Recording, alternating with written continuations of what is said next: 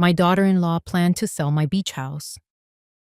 I sold it next morning, along with the one she thought was hers. Have you ever given so much to your family that you forgot you even had a name? There was a moment, just one, but it burned itself into my memory. I was standing in my own kitchen, holding a plate of dinner I had cooked, and no one had set a place for me. They said it was a mistake. But when you've been overlooked long enough, silence starts to sound intentional. That was the day I stopped waiting to be invited in and decided to open a door for myself. You see, I didn't scream. I didn't slam anything. I just quietly sold the house out from under them.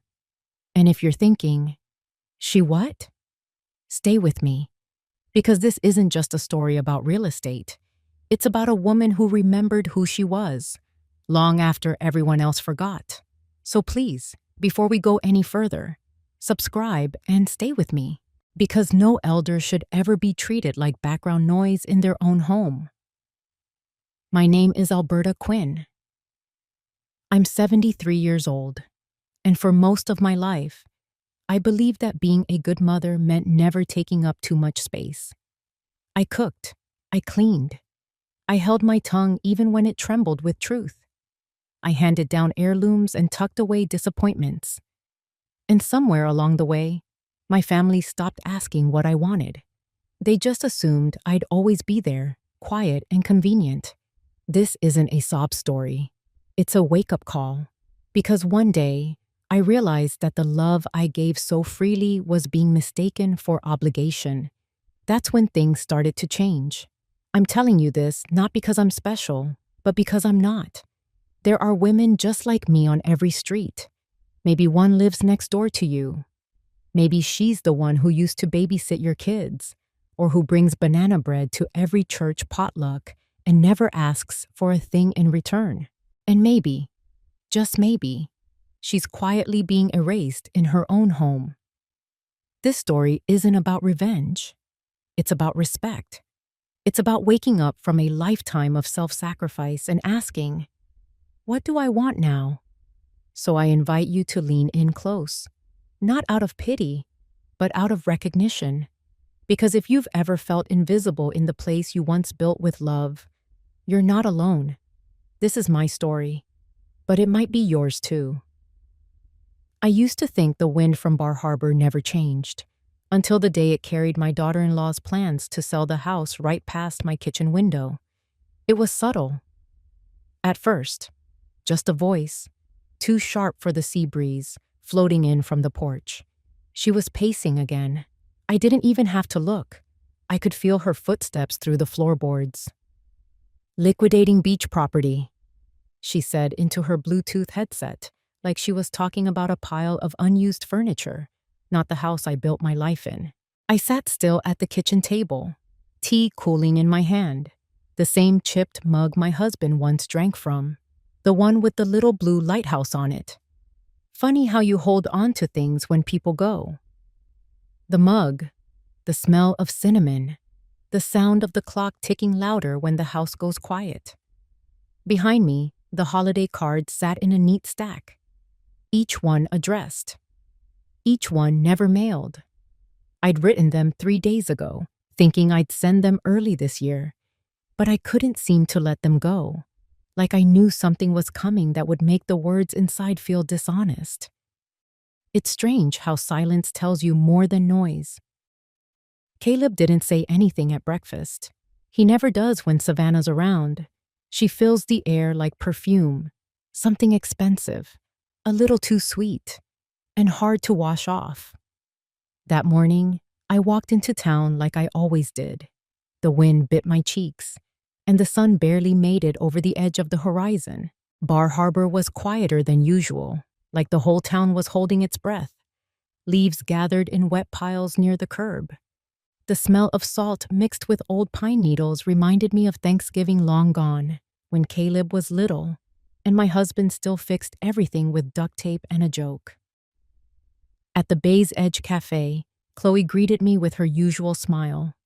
"Morning, Miss Quinn. The usual." I nodded. I didn't need the menu. Some people find comfort in variety. I find it in routine. 2 eggs over medium, wheat toast, tea, always tea. Eloise slid into the seat across from me, her scarf unraveling like a soft ribbon down her coat. Cold enough to freeze the smile off a preacher this morning, she said, tucking her gloves into her coat pocket. We talked like we always did. About the weather, the tourists who left too late, and the kind of pies people used to bring to church bake sales when community still meant something. She asked about Caleb, and I gave her the version I thought wouldn't sting. He's tired, I said. Working a lot, I suppose. She didn't buy it. I wouldn't have either. And Savannah? She asked, sipping her coffee. I looked out the window. She's efficient. Eloise raised an eyebrow, but didn't push. That's the thing about friends your age. They don't force the truth out of you. They wait for it to rise on its own. When I got home, the house felt colder, not in temperature, but in presence. Savannah was in the sunroom, talking fast again. I heard her through the door. Finally getting it signed over? No, she won't argue. She's sentimental, not stupid. I didn't interrupt. I just stood in the hallway, hand resting on the back of the dining chair like it could hold me upright. Later that afternoon, she came into the kitchen with a stack of documents. She smiled too easily, like she rehearsed it in the car. Alberta, she said, placing the papers on the table between us. We just need to streamline ownership for tax purposes. I filled everything out. You just need to sign. I didn't answer her right away. I looked down at the documents, her handwriting in the margins, tabs where I was supposed to sign, a sticky note that said, easy, with a smiley face. I'd spent my whole life reading between lines, shelving stories that weren't mine, but holding them just the same. I could tell when something was being erased, quietly, deliberately. She leaned on the kitchen counter like she owned it, like she had already measured the cabinets for demolition. It's really just a formality, she added, brushing a blonde strand behind her ear. You'll still be here for the holidays, of course. That, of course, sat in the room like a fog. You know, it's not just about us, she continued. Caleb's under a lot of stress. This house, it's too much. It would be better if we consolidated. One less thing to manage. The words were careful, polished, the kind she probably used with clients, families who didn't know better, who trusted easily, who hadn't buried a husband in the same plot they once planted tomatoes together. She mistook my silence for confusion. I've already contacted someone about the listing, she said, as if to sweeten the deal. Off market, no pressure, but we got a great offer. Split it 3 ways. You'd be surprised what people pay for water views. That was when I saw the Thanksgiving invitation on the counter. Not addressed to me. Just the Blakes. Not even Quinn. No return address, like I'd been edited out in pencil, barely visible beneath. There was a time when I believed being quiet meant being respected. That silence was a kind of grace. But silence, I've learned, is only golden to those who profit from it. She tapped the table gently. Just look these over when you get a chance. I nodded, slow and polite, and reached for the papers. My hand didn't shake. You can use my pen, she said, holding it out. I didn't take it. I smiled, faint but steady. I'll read them carefully. She didn't notice the shift in my voice, or maybe she did, and just didn't care. When she left the room, I sat for a moment. Not in shock, just stillness. The kind that comes before the wind changes. The house creaked the way it always did when the tide pulled back, as if it knew what was coming. I got up, walked to the hallway, opened the drawer beneath the hall mirror, the one with the worn brass handle. Inside, my husband's will, his glasses, and the small wooden box he kept old letters in. I slid the documents inside, stacked them neatly, and locked the drawer. Then I placed the key in the ceramic bowl on the mantel, just beside the photo of him in his fishing vest, smiling like he knew a secret. Savannah wouldn't look there. People like her rarely noticed things that didn't sparkle. Outside, the sky was already dimming, even though it was barely afternoon. The gulls were louder now, circling above as if sensing something in the air. I stood in the living room a while longer, eyes on the horizon where Bar Island sat quiet and indifferent. There was a shift in me then, not anger, not yet. Just a pull, a slow, deliberate turning inward. I didn't know exactly what I was going to do, but I knew I wasn't going to sign anything. The house used to feel larger when it was full of noise. Caleb running down the hallway barefoot, the dog barking at the waves outside, Frank's laugh rumbling through the walls. Now, it only echoed softly when I walked across the floorboards. I spent that afternoon folding linens that no one would use, guest beds made, pillowcases smoothed. Thanksgiving was 3 weeks away, and I still held on to the absurd hope that maybe, just maybe, someone would ask me what dish I planned to make. Not that I'd heard from Caleb, not even a call to say he got the invitation. I found myself staring at the mantel longer than usual. The photo of our first Christmas in this house. Caleb had a red bow tie on, sticky from candy canes. I remembered Frank trying to keep the fire going while Caleb kept throwing pine cones into it, laughing like it was magic. I dusted that frame 1,000 times, but I did it again anyway. Slower, as if I could wipe away the part where things started to change.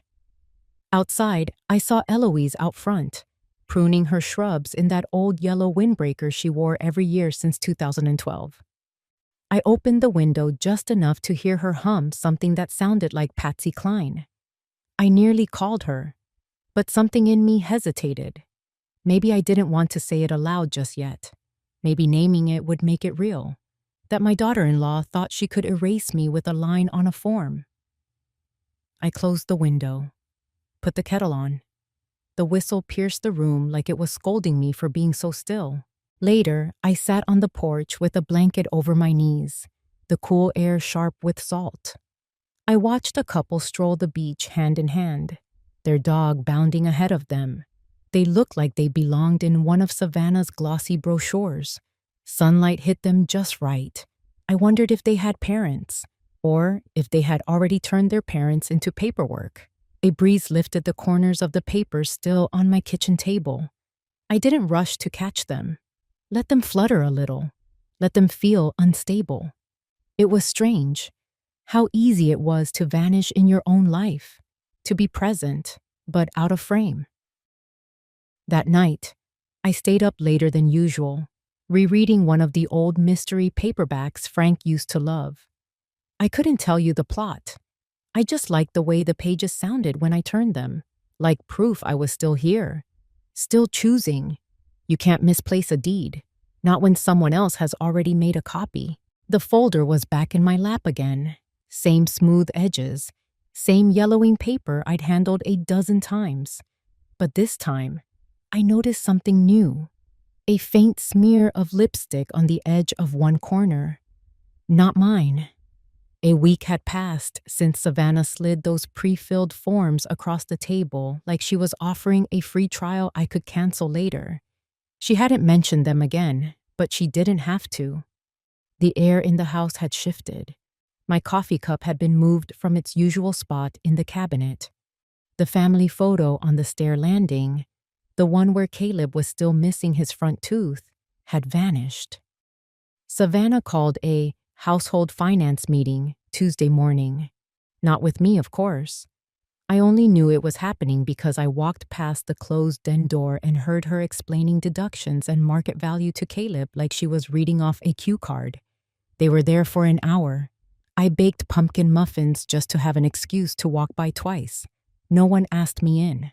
Later, the smell of cinnamon still clung to my sleeves as I walked the 2 blocks down to town hall. It had gotten colder, the kind of cold that pinched your skin under your collar. Bar Harbor was starting to wrap itself in plastic snowflakes and raffia bows. Main Street storefronts wore orange and gold like polite smiles. Everything is trying too hard. The woman at the clerk's desk had gray roots and a holiday pin on her sweater. When I gave my name, she blinked twice, typed slowly, and glanced at me in a way that felt too kind. "I'm just checking on our property file," I said, trying not to look at the stack of turkey-themed brochures by her elbow. She slid the manila folder across. "These were requested last week. You're the owner, right?" "I am." I opened the file. There it was, my name, Frank. And then newer copies, one with blue highlighter and notations, a line sketched along the back porch with the word expand circled twice. I didn't say anything, just closed the folder, handed it back, and thanked her. Outside, the wind bit harder. I walked to the library, the old one I used to manage just for the quiet. The heating was still temperamental, smelled of wood polish and memory. Mrs. Talcott, the new manager, offered me tea in a chipped cup that used to be mine. I sat near the biographies, fingers curled around warmth, staring at shelves I once knew like the back of my hand. For a minute, I thought about asking if there were any books on eviction law, but decided against it. Eloise was already at the diner when I arrived. She always beat me to the corner booth. This time, she was fiddling with a crossword and sipping from a mug with a chip in the rim, her favorite one. We talked about nothing for a while. The weather, the new holiday lights. Then, over the clink of cutlery, she said, "Did I ever tell you about my sister's place down in Wells?" I shook my head. She lost it. Not to illness, not to age, to her son-in-law. Slipped papers in with her medical bills. She signed things she didn't even read. They moved her into a condo and flipped the house before she even unpacked her suitcase. I stirred my tea slower. And her daughter? Didn't say a word, just watched. I looked up at the TV mounted in the corner. A commercial played, kids dancing in turkey costumes, promoting the Thanksgiving Day parade. It felt like someone was mocking us with sequins. Eloise didn't push. She just tore a corner off her muffin and set it aside for the birds. That was her way, leaving breadcrumbs for the world, never demanding anyone follow them. Back home, the house felt quieter than usual, like it was holding its breath. Caleb had gone into town for errands. Savannah was in the sunroom on a video call, pacing barefoot over the rug I brought back from our anniversary trip to Boothbay. I could hear her laughing into her headset. We'd knock down this wall, open up the space. Ocean views, instant offer. I walked past her like she was invisible. If she noticed, she didn't show it. In the kitchen, I opened the drawer again. The one with Frank's glasses. His will was still there, crisp and unread, like a book someone never got around to finishing. I remembered when he first wrote it, how proud he'd been to include clauses that protected the house and made sure I'd never be forced to sell without my consent. I wondered if Caleb had ever read it all the way through, or if he let Savannah summarize it for him, like she did most things. I took the deed out, the real one, not the photocopy with the highlighter and question marks. Then I called Harry Kravitz. He picked up on the second ring. "Alberta, been a while." "Too long," I said. "You still keep that dusty office above the tailor shop?" He chuckled. "Still there, and still dusty." "I'd like to come by." He didn't ask why, just said, "I'll put the kettle on." It took me 10 minutes to walk there. The air was thick with fog, curling between the pine trees like smoke. Bar Harbor always looked older in November, like an old friend in a wrinkled coat, still familiar, just slower. Harry's office hadn't changed since Frank and I had him draft our first will. Same leather chair, Same typewriter, same photo of his wife on the shelf. She'd been gone 10 years, but he still talked to her portrait when he forgot things. I handed him the folder. He opened it slowly, reading through each page like it might vanish if he blinked too fast. "You want to file a dispute?" he asked gently. "No," I said. "Not yet." He looked up. "I want to talk about selling." His brow furrowed. "Just the guest house?" I shook my head. "All of it." The papers were signed by 9 o'clock a.m. By noon, the only thing Savannah owned was her surprise. The pen was heavier than I expected. Silver-bodied, smooth, not mine. Mrs. Travers had handed it to me with the kind of reverence one might offer a relic. "Take your time," she said, though she already had the blue tags ready, pages bookmarked, witness lines dotted. I didn't take my time. The office smelled faintly of lemon polish and warm dust. The heater in the corner let out a wheeze every so often, like it resented the cold outside. I sat beneath a photo of the harbor from 1957, boats docked in orderly rows, snow dusting their decks. A simpler time, or maybe just better at hiding what people wanted from one another. Jenna Travers was precise, not cold, not warm. She respected quiet and didn't fill it. Kravitz sat beside me, reading each page again, even though we both knew the terms by heart now. "No one can reverse this," he'd told me earlier, back at his office. "You understand that?" I had nodded. The deed was mine. The house had been mine before Savannah ever met Caleb. Frank made sure of that. Premarital inheritance, protected, locked. I signed the final line. The one where they always leave a little too much space for your name. "Would you like a copy for your records?" Jenna asked. "No," I said. "Just send them to the buyer, and have Mr. Kravitz forward the notice tomorrow." "Tomorrow's Thanksgiving." "Exactly." She looked at me for a second, the way someone might study a painting and realize it was hung upside down the whole time. Outside, the flurries had started. Not heavy, just enough to brush the tips of my wool coat as I stepped off the stoop and walked toward Bay's edge. Same path I always took. But today it felt different, like I was moving through the final pages of a chapter no one knew I'd been writing. The cafe smelled like cinnamon and espresso. The booths were half full. Tourists in puffer jackets, old couples sharing pie, the usual crowd. Janet, the server, spotted me and waved. "Morning, Miss Quinn. The usual?" I nodded. "Cappuccino, extra foam. No muffin today." I sat by the window, where condensation traced quiet trails down the glass.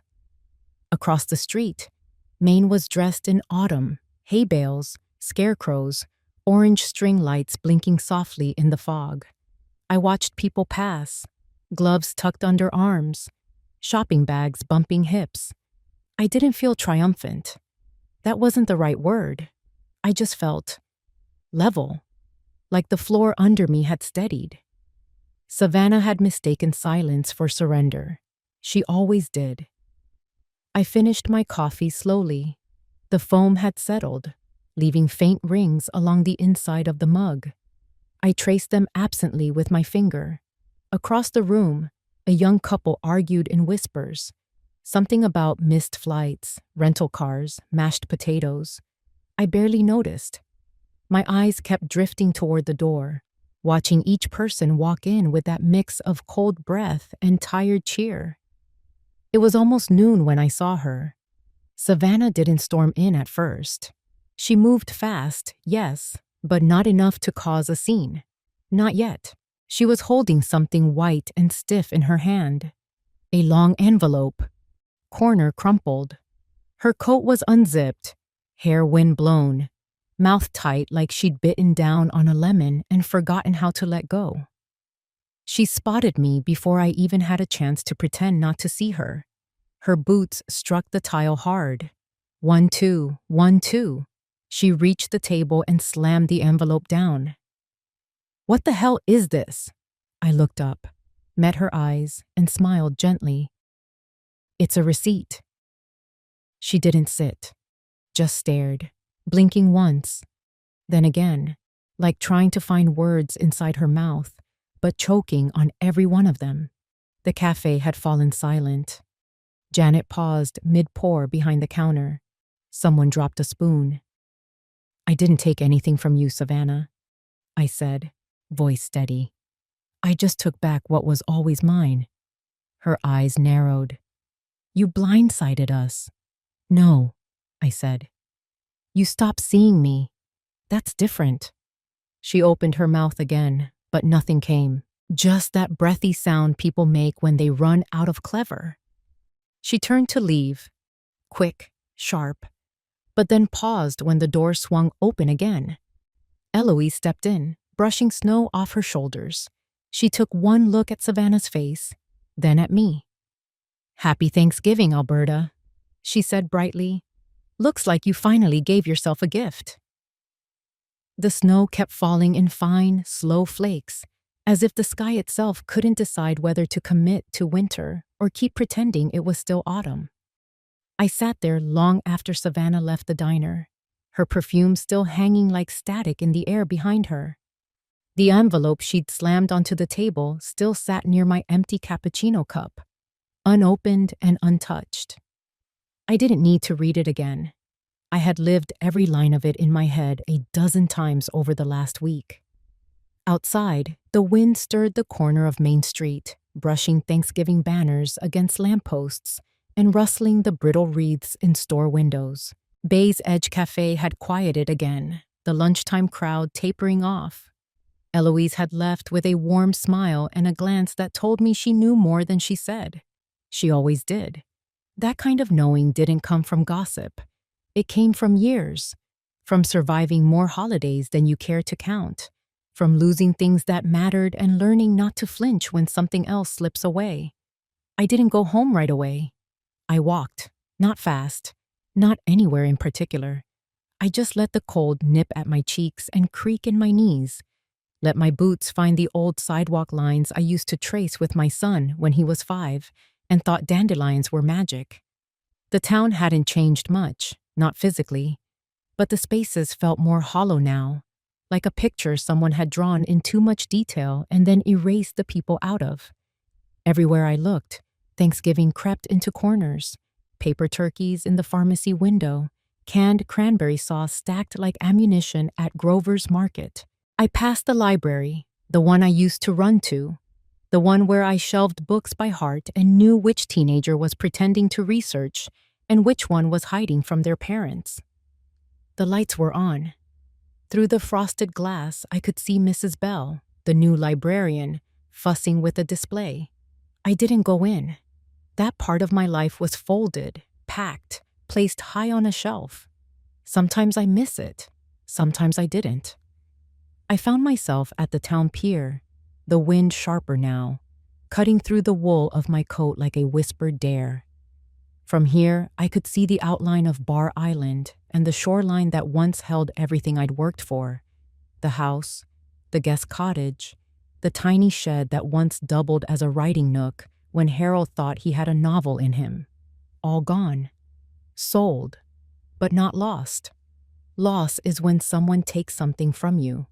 This wasn't a loss. This was a choice. The truth is, I hadn't wanted to sell. Not really. Not in my bones. That house was full of ghosts, but they were mine.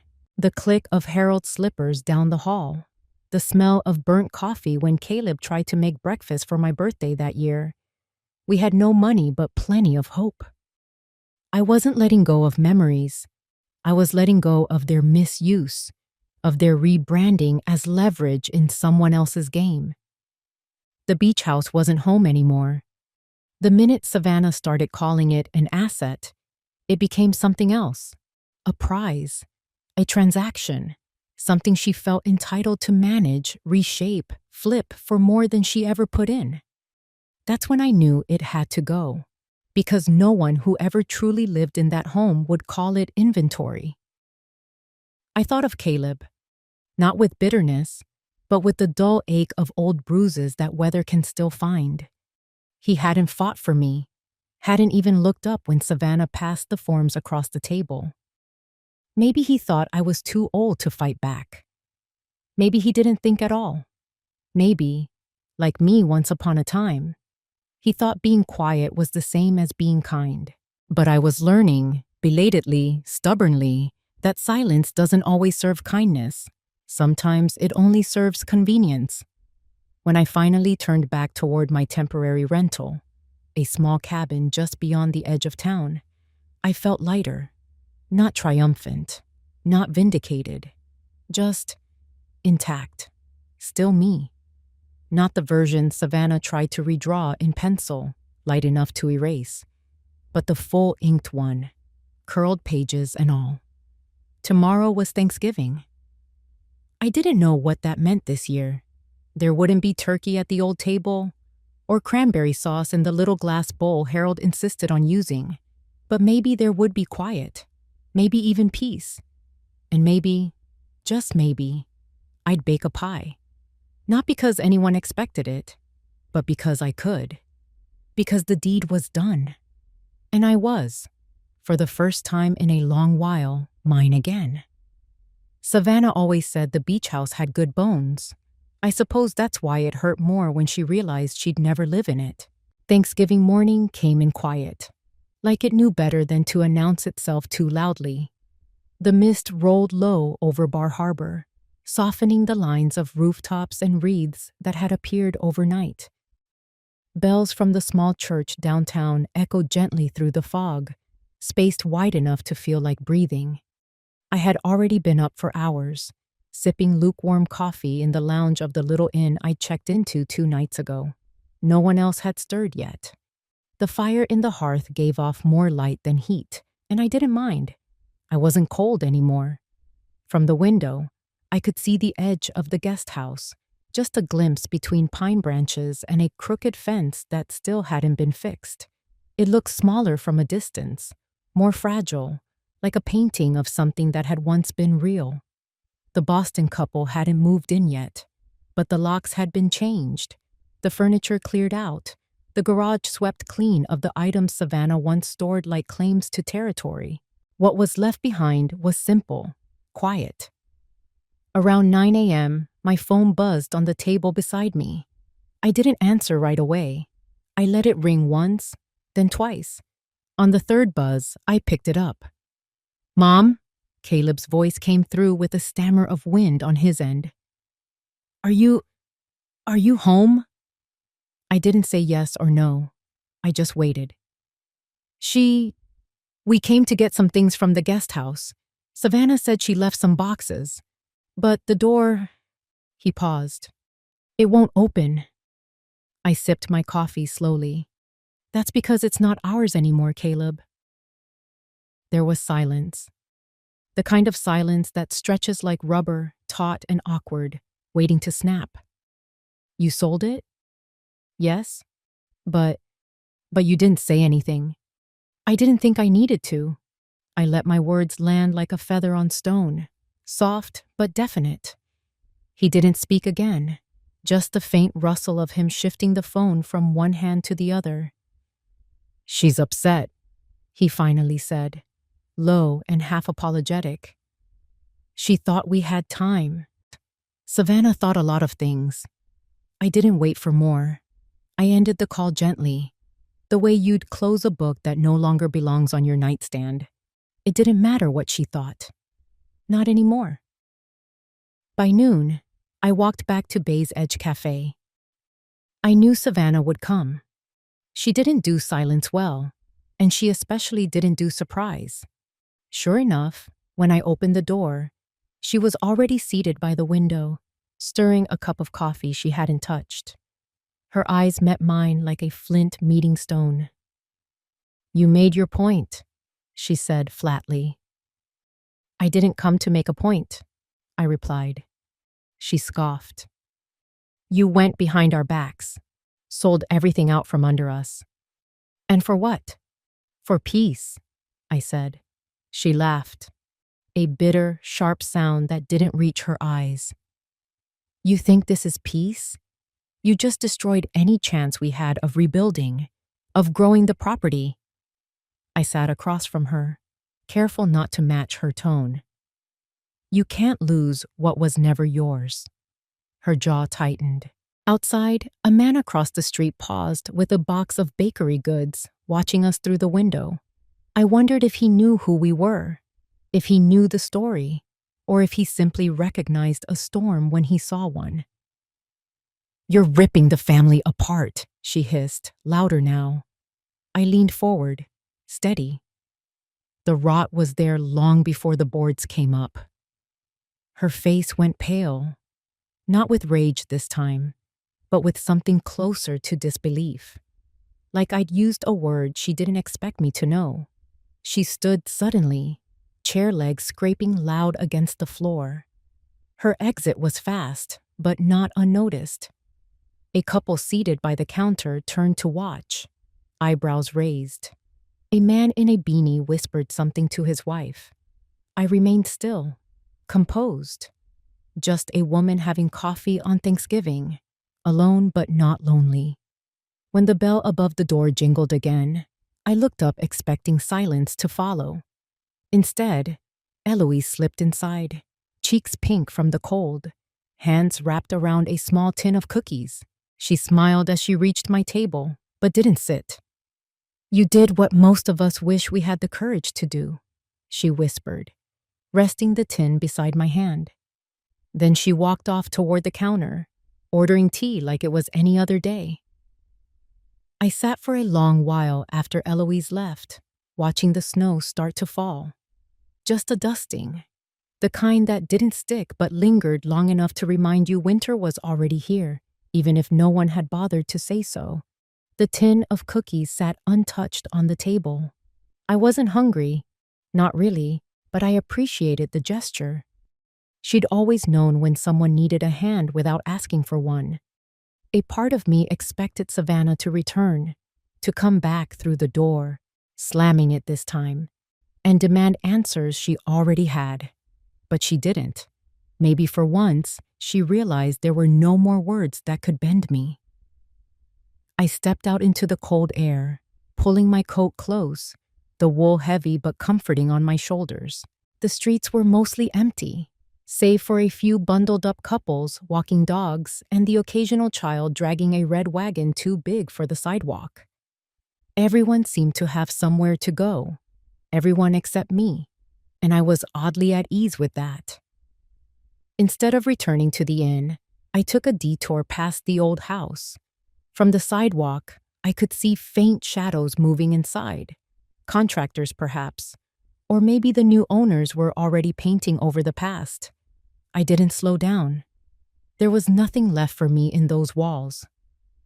Whatever memories still clung there, I'd already packed them away in quieter corners of my mind. Back at the inn, I settled into the small reading chair in the corner of my room. The lamp gave off a yellow light, the kind that made everything feel like it came from a Polaroid. I pulled out my journal, leather-bound, soft at the edges from years of thumbing pages. The pen slipped easily between my fingers, and I began to write, not because I had anything profound to say, but because stillness often brought thoughts too loud to ignore. Not every home has to hold a family, I wrote. Some are built to hold peace. It wasn't poetic, it wasn't meant to be. It was just true. For so long, I'd believed that sacrifice meant silence, that my job was to hold my breath so others could breathe more freely. But the truth was, I'd been disappearing by degrees, first in conversation, then in decisions, then in my own home, until I no longer recognized the rooms I walked through. I didn't feel triumphant. This wasn't a victory. It was a reclamation of space, of voice, of self. The next morning, I found a note slipped under my door. No envelope, just Caleb's handwriting, unmistakably his even now. It read, "I didn't know. I should have. I'm sorry." I folded it once and tucked it into the back of my journal. I didn't need anything more. Not today. Later that afternoon, I met Eloise again, this time on the boardwalk where the breeze smelled like pine and salt. She handed me a paper cup of cider without a word. We sat in silence, letting the wind do most of the talking. Finally, she said, "So, what now?" I looked out over the water, the gray-blue waves lapping like they always had, constant, indifferent.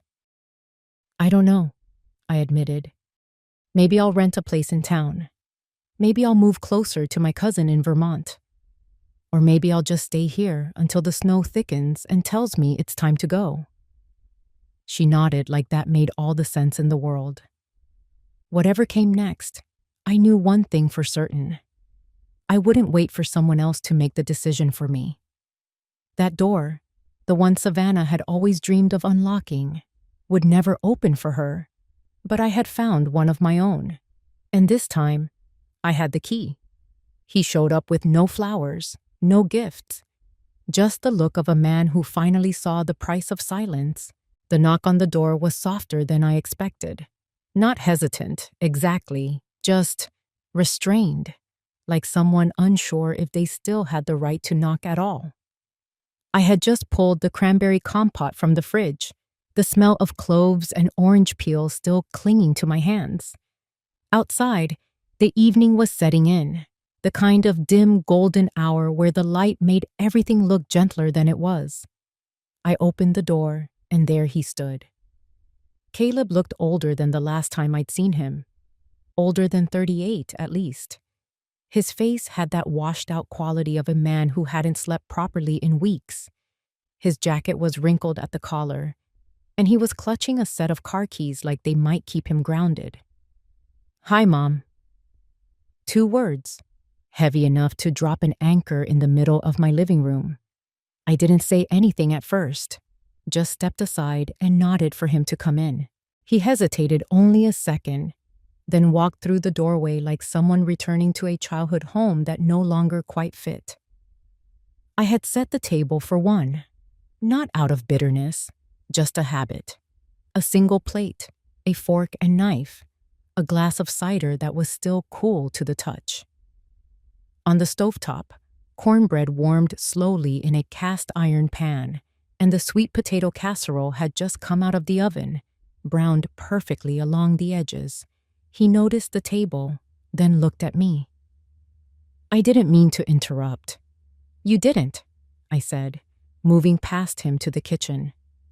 "Are you hungry?" "I'm not sure," he said, but he sat down anyway. I plated the food without ceremony.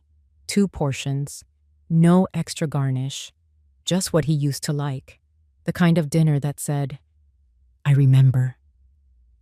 I set it in front of him, and we both sat, the silence stretching between us like an old quilt, familiar, worn, but still warm. He took a bite, chewed slowly. I watched the way he avoided my eyes. "She's angry," he said finally. I didn't ask who. I didn't need to.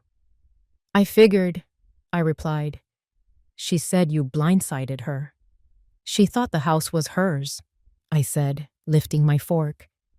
"It never was." He nodded, looking down at his food again. "She had plans." I gave a soft chuckle. "So did I." The silence after that was thicker, not hostile, just honest. We ate for a few more minutes. The only sounds were the soft scrape of fork against plate and the ticking of the old wall clock above the mantel. "You know," I said, setting down my fork, "your father proposed to me on the front porch of that house." Caleb looked up, surprised. "I didn't know that." "No reason you would. You were always more interested in skipping stones than family stories." He gave a small smile. "That porch had good acoustics. I used to play guitar out there." "You did," I nodded. "Until you quit. Said it made your fingers hurt." He looked down again, as if the memories came with a weight he hadn't prepared for. "I kept that house," I continued, "through layoffs, hospital bills, and 2 busted water heaters.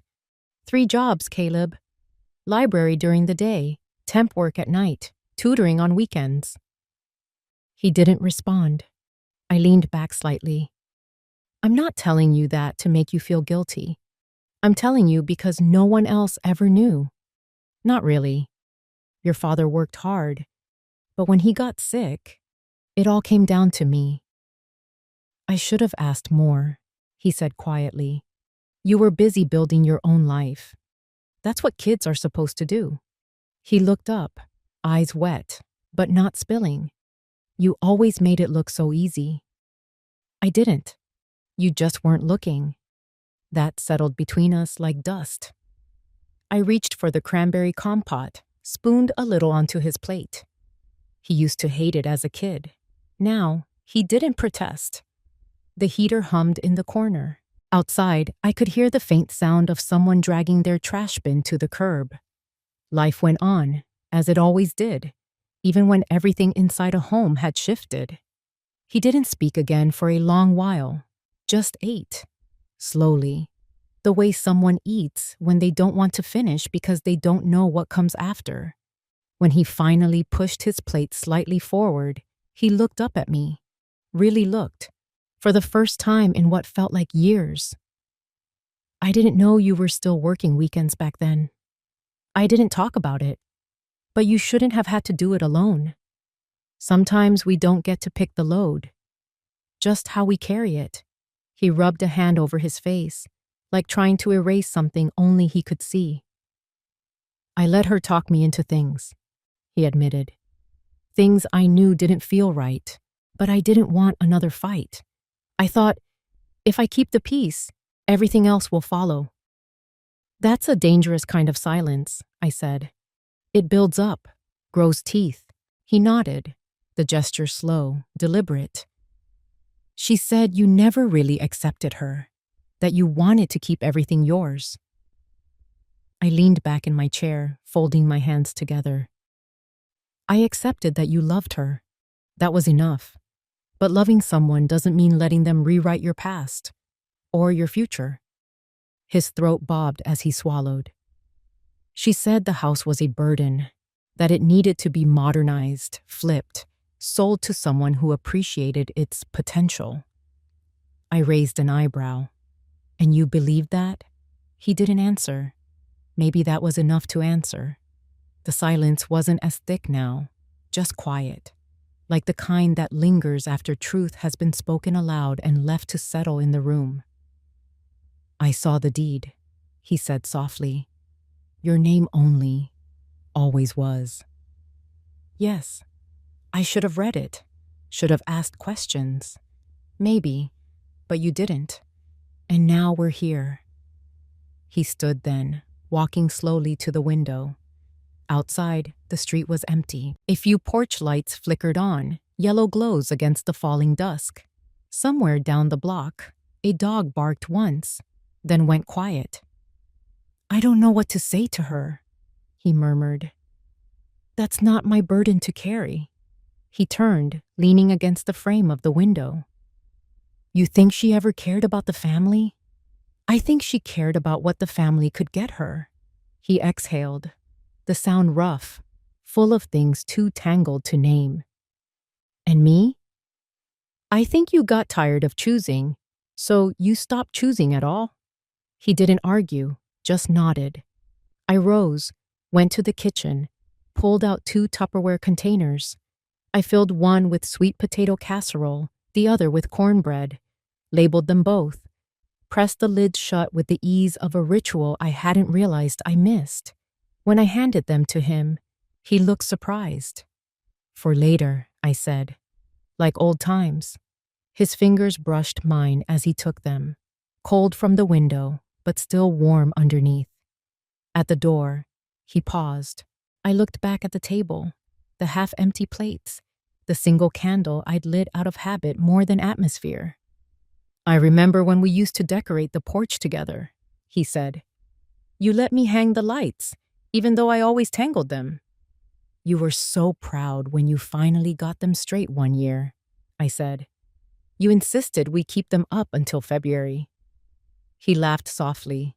It was the kind of laugh that curled inward, not quite ready to be free. At the door, he shifted, keys in one hand, Tupperware in the other. Then he asked it, "Will you come to Christmas dinner?" I looked at him for a long moment. Not past him, not through him, just at him. My son, the boy who used to bring me dandelions in his fists, the man who had let too much go unsaid for too long. "I'll think about it." It turns out you don't need a family around a table to be thankful. You just need truth and a little pie. The first real snow of December came quiet, like a memory slipping under the door.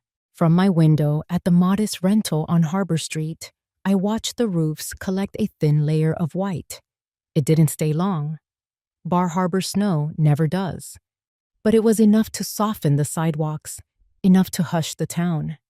That morning, I folded my scarf 3 times, like my mother taught me, and made my way to the library.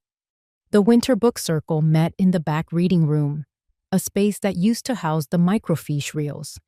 I used to help students navigate those reels back when my wrist didn't ache and my patience was thinner. Now, I sat at the head of the circle, a pot of spiced tea steaming in front of me and 4 women, gray-haired, sharp-eyed, long-walked, settling into their chairs. Eloise was the first to speak, as always. "You still write on that old typewriter?" I smiled. Clacks louder than a thunderstorm, but it listens better than most people I've met. They chuckled, and I placed a few typed pages on the table. My fingers ran across the crisp edge of the paper. "I wrote something new last night. Not quite a story, maybe more of a memory." I read aloud, voice low, even. It wasn't about Savannah. Not directly. It was about the scent of my mother's hands after shelling peas, the ache behind my knees when I first scrubbed our kitchen floor. It was about women who held things together so long, they forgot what it felt like to let go. No one interrupted. When I finished, no one clapped. Just a soft silence. Warm, understanding. Hazel, a retired nurse, leaned forward. "Have you ever thought about publishing it? I don't think the world needs another book of reflections." Eloise stirred her tea. "Maybe not, but we do." That hit harder than I expected. Later, as we packed up, a familiar voice called from the front desk, "Miss Quinn, you have a letter." I hadn't expected mail. The holidays brought catalogs and bills, never envelopes with hand-addressed script. But there it was. My name, my rental address, Caleb's handwriting, still uneven, still halfway between cursive and apology. I didn't open it right away, just tucked it in my coat pocket and walked 2 blocks to Bay's Edge. The cafe smelled like cinnamon and lemon zest. The holiday pie selection sat proudly in the case. Pecan, apple, something with cranberries. I ordered a slice of sweet potato pie and a cappuccino. The server, a new girl with chipped purple nails, didn't call me Miss Quinn like the last one did, just nodded and smiled. That was fine by me. At a corner table, I pulled out the letter and opened it slowly. "Mom, I don't have the words for what I should have said weeks ago, maybe years ago. Thank you for not yelling when you had every right to. I'm still learning. Love, Caleb." No excuses. No explanations. Just that. I folded the letter back into its envelope, finished my pie, and walked home before the snow turned to slush. I didn't cry. I didn't call him. But I put the letter on the sill above the kitchen sink, next to the rosemary plant that never seemed to die. That evening, I pulled the typewriter toward me again. The keys felt lighter this time. I wrote about women who tell the truth without needing to shout, women who find clarity in quiet places. I didn't name names, but the story was mine. Eloise noticed my silence and didn't press. She'd always known how to leave space for people to come back to themselves. We sat there in the library's small reading room, the heater purring in the corner, casting waves of warmth over our knees, the windows fogged slightly from our breath, and the tea. Outside snow drifted down in no hurry to finish what it had started. A woman named May, soft-spoken and fond of old romances, shared something about losing her sister last spring. I listened, really listened, not out of obligation, but because I had room now, inside myself, to carry someone else's memory. We passed the tin of ginger cookies around in silence, the kind of quiet that doesn't ache.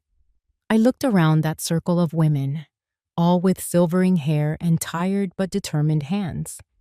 There was no pretense in that room, no one performing the part of daughter-in-law, mother, or hostess. Just women who had seen enough winters to know which truths were worth holding. Later, when the others had gone and Eloise lingered to stack chairs, I reached into my tote and pulled out a small envelope. I hadn't told her yet. Caleb had written. Not long, and certainly not flowery. Just a page, his handwriting unsteady like he wasn't sure if he had the right to be reaching out. "Thank you," it said, "for not yelling when you had every right to. I'm still learning." That was all. I handed it to Eloise, who read it quietly and nodded. She didn't say anything like, "See, he's coming around," or "Maybe things will be like before." She just said, "I'm glad he wrote." And I was too, but I didn't write back. Not yet. Some things needed to settle inside you before you could speak to them. That evening, I walked back to the inn where I was staying through streets glazed with thin ice. Every porch was strung with lights now, glowing in red and green and a stubborn bit of blue. I passed a group of teenagers carrying sleds, their laughter skipping ahead of them into the night. For a moment, I imagined Caleb at that age, scuffing his boots, cheeks red, trying to hide his smile from me. Inside the cottage, I lit the fireplace and warmed the leftover slices of banana bread I'd made for the cafe earlier. The scent filled the room, comforting, familiar. I sat down at my little writing desk by the window, where I'd left the typewriter Eloise gave me, ribbon still good, keys still smooth.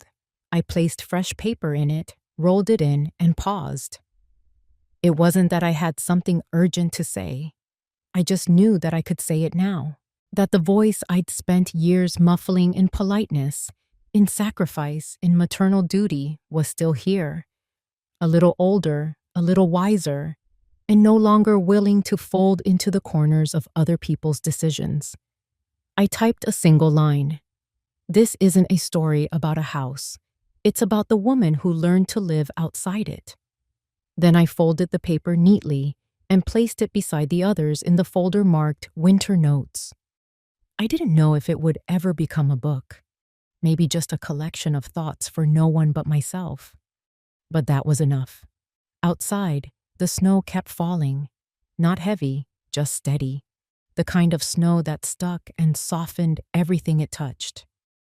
I stood by the window and watched a family walk past, a couple with 2 young kids tugging on their sleeves, pointing to the lights, giggling.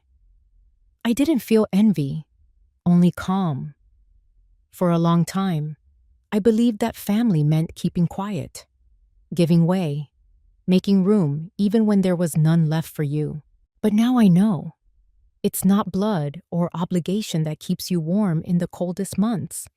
It's truth, and maybe a little pie. I sold the house, yes, but I kept something better. The part of me they thought was long gone.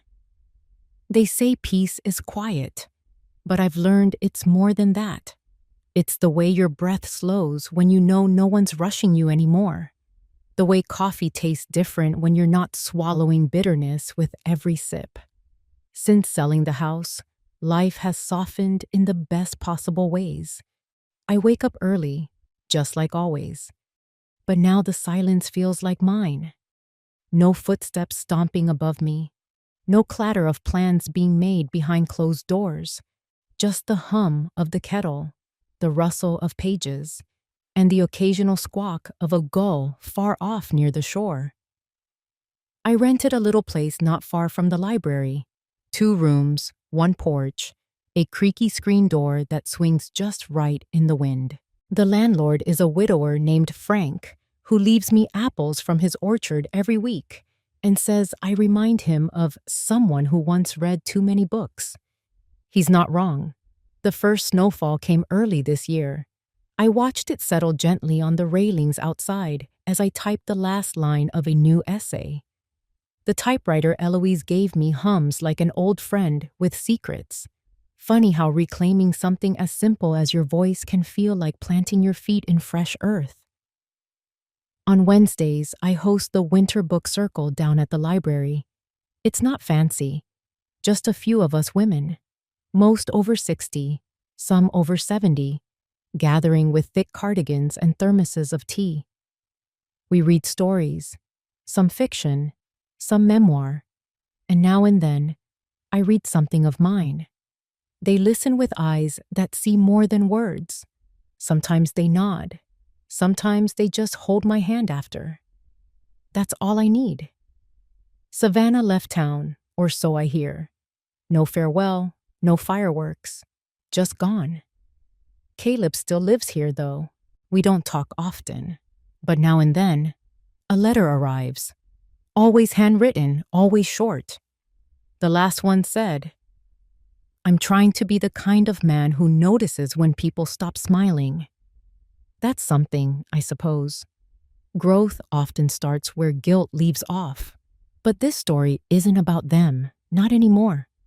For a long time, I thought love meant giving everything, your time, your space, even your voice, especially your voice. I confused sacrifice with devotion, though silence was kindness, thought endurance was strength. But here's the truth. I wish someone had whispered to me decades ago, if you give so much that you disappear, even the people who love you may forget you were ever there. And I was there, every holiday, every scraped knee, every forgotten birthday party I still managed to make special. I was there for meals, late-night calls, and holding things together when they wanted to fall apart. But being there doesn't mean being invisible. Not anymore. So I've started reclaiming the little things. I bought myself a red scarf. Bold, warm, not meant to blend in. I visit the market and chat with vendors like I'm someone who has all the time in the world. I bake banana bread for the cafe once a month. The owner says it reminds him of his mother. I take that as a quiet honor. Eloise and I still meet on Sundays. Sometimes we just sit in her living room, watching old black and white movies with the sound off. She knits. I journal. We don't need many words between us. Some friendships age like oak, slow to grow, but steady in storms. I don't think I've changed as much as I've returned to myself. Like brushing dust off an old painting and realizing the colors are still vibrant underneath. It's not about revenge. It was never about winning. It was about not losing any more of myself. That beach house had good bones. That's what Savannah said. But what I finally understood is this. It wasn't just the house. I have good bones too. I've held up families. I've supported generations. And I'm still standing. I'll never regret the love I gave. But I no longer confuse being needed with being valued. Those are two different things. One leaves you empty. The other fills you quietly from within. So if you're listening to this, maybe curled up somewhere warm, maybe alone, maybe wondering if you've done too much for too little, let me tell you this. It's never too late to come home to yourself, not to the version others expect, but to the woman you were before the noise, the one who hummed when she cooked, the one who wrote letters she never sent, the one who held firm, even when her hands shook. You don't need a whole table of people to be thankful. Sometimes you just need the truth. And a little pie. If this story found its way into your heart, maybe share it with someone who needs it too. Someone quietly carrying more than they ever say. And remember, dignity isn't loud, but once you find it, you never lose it again.